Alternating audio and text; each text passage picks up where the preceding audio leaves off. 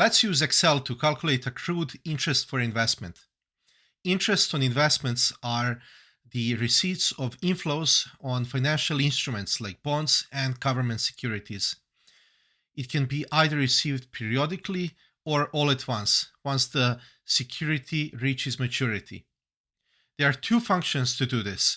One is called ACCRINT and the other one is called ACCRINT M.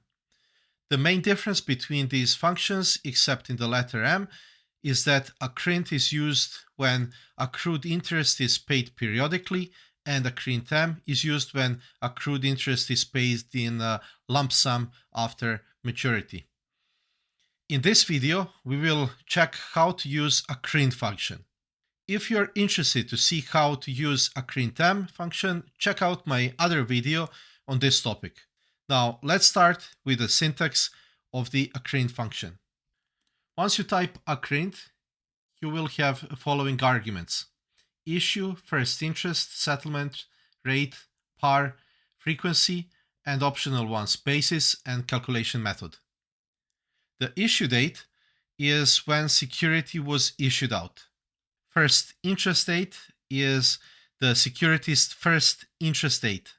The settlement date is the date when the security is traded to buyer. The annual rate is basically the security's annual interest rate. Par rate is security's par value.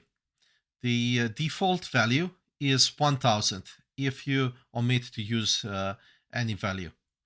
The frequency is the number of payments per year. For annual payments, frequency is 1. For semi-annual, the frequency is 2.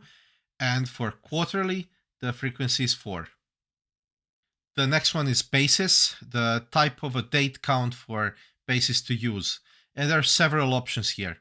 0 is default and it's US day count basis.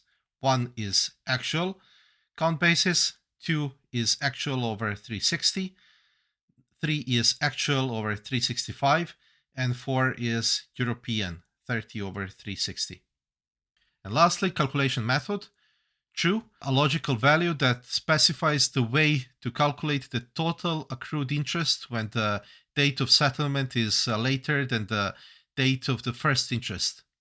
A value of true returns the total accrued interest from issue to settlement. A value of false returns the accrued interest from first interest to settlement. If you do not enter the argument, the default value will be true. And now let's see the result. ACCRINT. And now let's select all of these since we position them in such a nice way and press enter. You can see that your periodic quarterly payment will be $16.94. Now you can alter all of these parameters to see how things are changing. For example, you can change the interest, you can change how much you invested, and so on. So that's it. I hope you found this video useful. If you did, don't forget to support the channel by subscribing. See you in the next one.